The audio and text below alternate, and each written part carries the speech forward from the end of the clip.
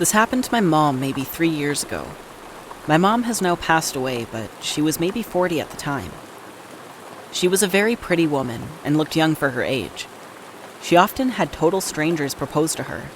Everyone was pretty much obsessed with her. That being said, she was no stranger to dealing with creeps. One day, she was at Woodman's, a grocery store for those who don't know. It wasn't really in a bad area, but was close to a bad area and was right off the freeway, so it could be kind of sketchy. She always told me she didn't want me going there alone, especially at night. When I would go with her at night, I was not to leave her side, even though I was 18 to 20 years old at the time. She was there during the day, doing her grocery shopping alone. She noticed a man in the same aisle as her. He was looking at her, and when she would turn to look at him, he would look away and act like he was looking at something on the shelves. Honestly, she didn't think much of it. As I mentioned, she has dealt with her fair share of creeps. So she grabbed what she needed and moved on to another aisle. This is when she noticed him again, in the same aisle doing the same thing. This time it kind of rubbed her the wrong way, but she went about her business and again moved on. The man kept following her throughout the store. Now, it's worth mentioning that my mom is not one to be messed with. She was very confrontational, never backed away from a fight. She has beaten the crap out of men, but also taken beatings from men. Usually, she carried a weapon. So as she's getting ready to check out, he's still following her. Now she's pretty pissed off and doesn't feel safe leaving. She alerted an employee who went to get a manager. My mom took this opportunity to tell him off, saying something like, "Can I help you? What the F do you want?" He replied to her by saying, "You look like the kind of girl who would look really good in someone's basement." At this point, she was not only mad, but absolutely terrified. The manager came, and while my mom was telling them about the guy and what he had just said, he ran off. The police were called, and they were able to locate him in or around the building. They escorted him off the property, but that was all. My mom was afraid that the guy was lurking somewhere, waiting to see her get into her car and then proceed to follow her. She ended up calling me in tears, saying she was afraid and if she was going to be followed or abducted, she wanted someone to know, so she and I stayed on the phone till she was home. It took a lot to shake or scare my mom, but she had really good intuition, so for her to be as shaken as she was, he had to be as creepy as they come. And his comment only further proved that. In the end, she was okay, but I can't imagine what would have happened if she didn't tell someone, or if he did wait and followed her home. My parents divorced in 2006 when I was 17, and they split right before their 18th anniversary. It was a long time coming. My dad sustained a head injury 4 years prior, so his drinking and drug use went from a lot to a cyclone of crazy. So my mom risked it and left. Dad left and we remained in the same house, and we had moved from our small town to a city near our state's capital. It was weird. But the first month he was gone, we had a peace we never knew we could have, and I remember feeling actually free for the first time in my life. My dad had to be supervised by the state police when he collected his stuff, as he was violent and threatened to kill me on several occasions. He never cleared out the basement, but left the garage, and so my mom, myself, and some friends that I hung out with at the time helped the cleanup efforts. We ended up getting $200 in return from the beer cans. My friends and I got different furniture, instruments, stereos, and a fridge to put soda and beers in as we took over the garage and basement.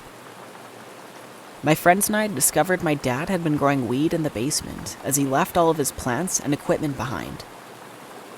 At the time, it was illegal in my state.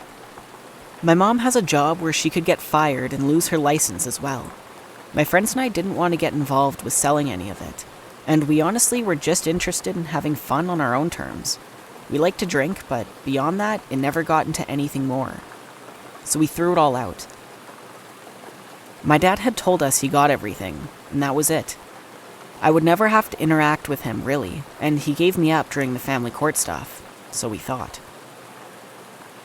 Our house is on a hill and borders the actual city, which has alleyway access, which leads to the small backyard. The basement access was outside only, and was kept with a padlock, and the door itself was pretty sturdy. The house was next to a diner and a storage garage, so everything was closed after 5 p.m. There was other houses on the street as well, and is a main drag that connects you to a small highway.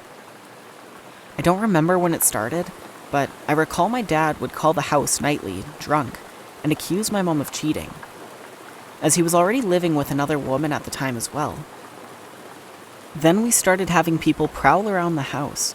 It started very subtly, until my special needs sister started seeing a ski-masked man out her window. I would often chase someone away with a bat some nights, alone by myself, or watching my sister as my mom had to work multiple jobs. I started working as well. I would often wait up most nights and would just patrol, making sure everyone was safe. And most nights it was nothing. I developed a good layer of trauma from all of this, and a caffeine addiction, as I was always on alert. I had suspected a few of my dad's friends, especially since they were very interested in the basement. I am not a small person. I'd given up playing football and had trained to play for a D1 school, so I was still fresh from all of it and was still very strong. One night in particular, I remember being awoken by my bedroom window being tampered with. I looked and saw a man in a ski mask trying to open my window with a large hunting knife in his mouth. I snuck down on the floor and crawled out of my room and into the living room. I grabbed the bat I kept by the front door. I got my shoes and jacket on as it was winter. I snuck outside and confronted the man who I recognized as one of my dad's friends. He started talking crap and making fun of me, but I warned him he needed to leave or I would hurt him. He took a swing at me with the knife, and I pulled back and cracked him on the shoulder as hard as I could. I could hear bones break. I watched his shoulder move in an unnatural way as he fell down in the snow. I got on top of him and started punching him over and over, taking the ski mask off. My mom and the neighbors came out as he stopped moving and was unconscious. It took my mom and 5 others to pull me off of him, and they had a hard time. As we waited for the cops, he came to and managed to get up, and he tried to run but was having a hard time. A car came and he hopped in and took off before we could stop him. This was before Ring doorbells and most people had security systems. We all gave our story, and the cops took his knife, and that was it. Things were quiet for a while, before it started again that summer. I had cornered the same guy in the dark in that small yard. He yelled out that he wanted his equipment from the basement, and I told him I tossed it, and he charged at me. I picked up a large garden brick we had piled back there and tossed it over at him and hit him in the same place I did months prior. I heard bones break again. This time, I sat on him as he kicked and screamed. My mom called the cops, and they came and actually arrested him. They told me that I had broken his collarbone and that he wanted to press charges. Nothing ever came of it, and after which the whole situation ended up blowing over, and it all stopped. My dad admitted he was involved and wasn't sorry that he pitted these men against his kids and ex-wife. This altered my relationship with him. I saw that man during the pandemic as our city had a lot of public gatherings and such. And while I'm not the same person, I was very happy to see him have a level of healthy fear. This happened to me and my current boyfriend about 2 years ago. We live in a city that has a main downtown area. The main city is pretty liberal, but once you get out into the county, it can become quite the opposite. That being said, the main city, and especially the downtown area, has a pretty bad homeless problem that has only gotten worse over the years. For the most part, the homeless population is pretty harmless. They know the good spots to hang out. A lot of the times, they just smile at you, and I always smile back. Sadly, there has been an increase of incidents, infer what you will, in the last few years with the rise of overdoses and more addictive street drugs. I was living in the main downtown area at the time, having just recently graduated college and wanting to be closer to the nightlife. My best friend that I met in college and I were roommates. We have an apartment right in the middle of downtown. It was the perfect setup. My boyfriend, let's call him Jack, happened to just live 1 block down, and then 5 or 6 blocks south of that. It was about a 10-minute walk, give or take. It was even closer to the heart of downtown as well, So you can imagine how convenient that made it for hanging out, and also not having to take a car and worry about parking. One overcast Sunday morning, my boyfriend and I woke up at my place and decided to walk over to his so that he could grab some things. We had walked the majority of the way. It really was just a straight walk on the sidewalks the whole time. We were on the right side of the road with the street to our left. We're not even 1 minute away from my boyfriend's place when I notice something ahead that makes me feel a bit uneasy. First off, there's a guy walking in front of us in the same direction we are, with his back to us. I can see that he has both earbuds in. He's walking at about the same pace, so we aren't about to run into him or anything. In front of him, facing and walking towards all of us, is a different guy.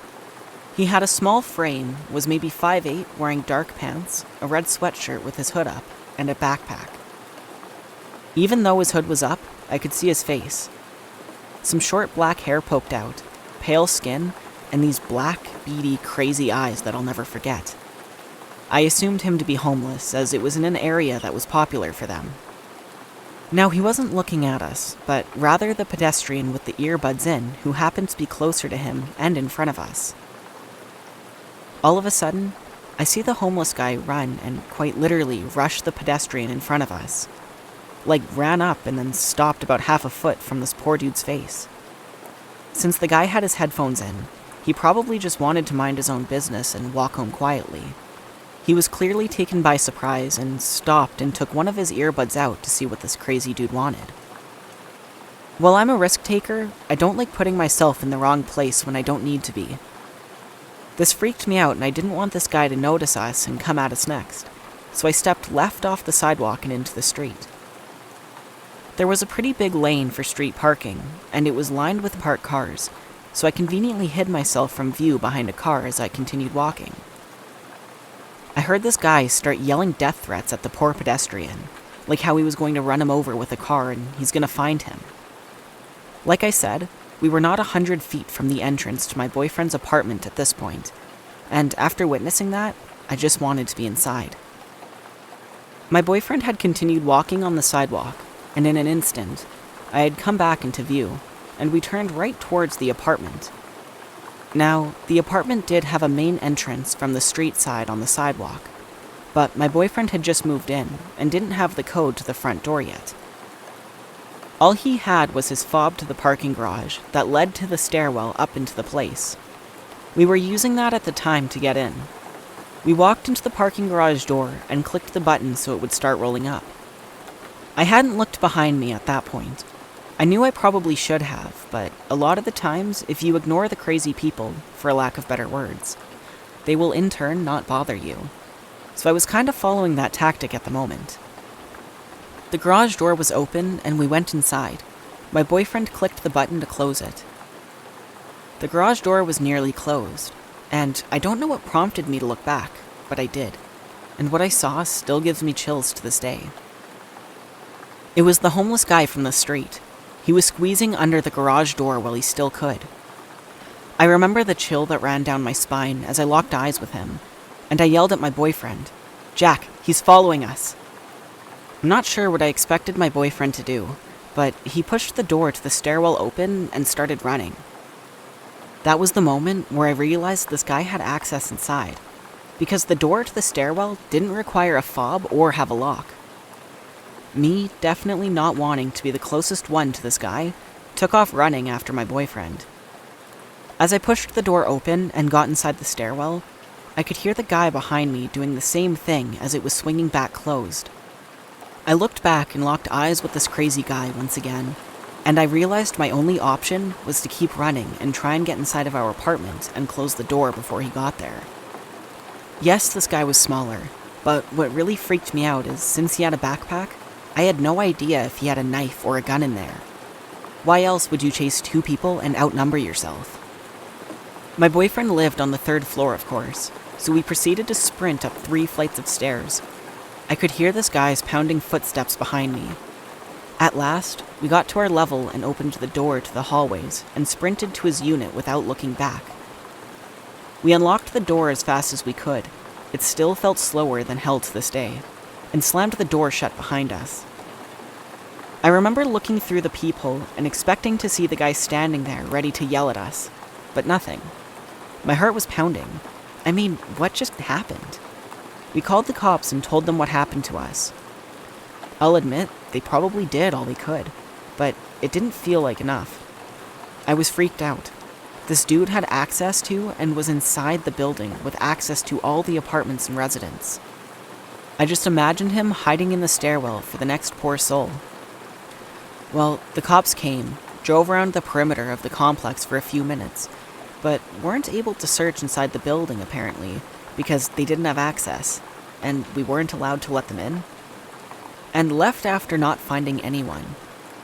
It took me forever to get the urge to finally leave the apartment and go run some Sunday errands, but we did. I'm sure the guy was just high on drugs and decided to be crazy that morning and bother some unlucky people.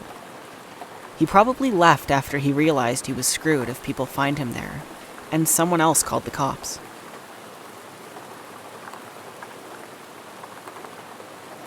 This story happened recently, and for some context, me and my friends are teens that like to explore and do stupid things like normal teenagers do.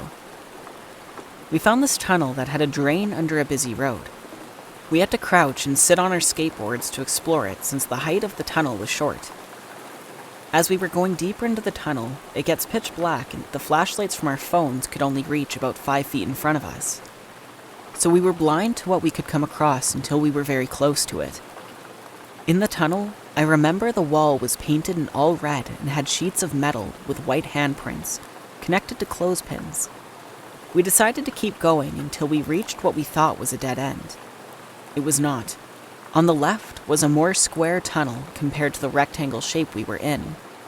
In the distance of the connected tunnel was a bright light coming from the outside, shining from above onto a red shopping cart with belongings on it. We slowly inched towards the light where the shopping cart was. The light turned out to be a big hole in the ground that we could crawl out of if we needed to escape. As we were about to pass the shopping cart, my friend was in the lead and was too scared to go forward anymore. It was pitch black, 5 feet from where we were. I decided to take the lead and kept going. I stepped past the shopping cart and stopped. I don't know what it was, but I was afraid. I had a gut feeling something was back there. I slowly moved back. I stopped. I swear I could have saw something moving from the deep dark of the tunnel. Before I could put everything back together, a loud echo of someone pounding an object on the walls of the tunnel struck me back, causing everyone to freak out and crawl out of the escape hole. Once we got out, a homeless man ran to us, asking what we were doing down there.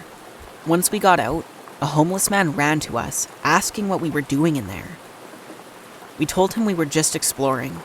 He explained to us that there is a man that lives underground in that tunnel, and he would have killed us if we went any further. The man was apparently crazy and threw a rock at the poor guy's head before. Luckily, no one was hurt, and even though it was scary and dangerous, it was fun, and I'm glad we experienced it.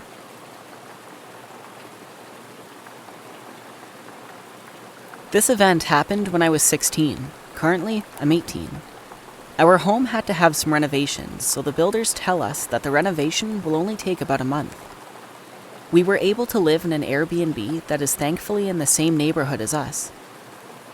I take the bus to and from school, and it was a very long walk to the bus stop from the new location. One thing about me is that I have a very poor sense of direction.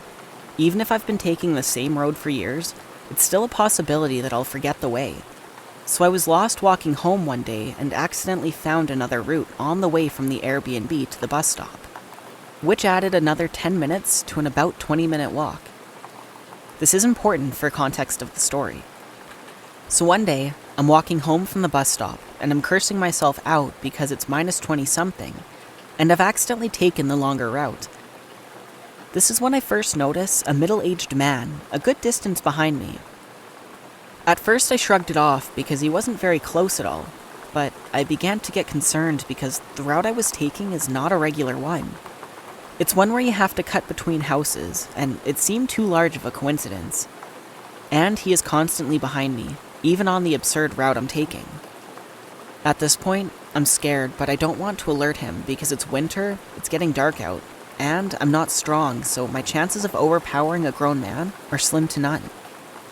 I pick up my pace, increasing the already pretty large distance between us. So as soon as I round the corner, there is a fence surrounding the Airbnb, and there is a gate that breaks up the fence that leads into the neighborhood where the house is. This is technically the back way, and you're not supposed to cross the gate. He has not rounded the corner yet, as he is a bit further behind me. So at this point, I sprint like my life depends on it down the sidewalk, and duck under the gate and hide behind the fence. I then climb the porch stairs and peek across the fence. It's in a position where I can see the road and sidewalk, but they cannot see me. He bursts from around the fence, running, probably because the distance between us has grown too large, and he stopped in his tracks when he didn't see me. I watched him pull out his phone and start talking. Then he goes back the way he came. Until this day, I'm not sure if it was paranoia or if he genuinely had bad intentions. I'm still glad that there was such a distance between us. It was the only way I was able to run off unnoticed by him.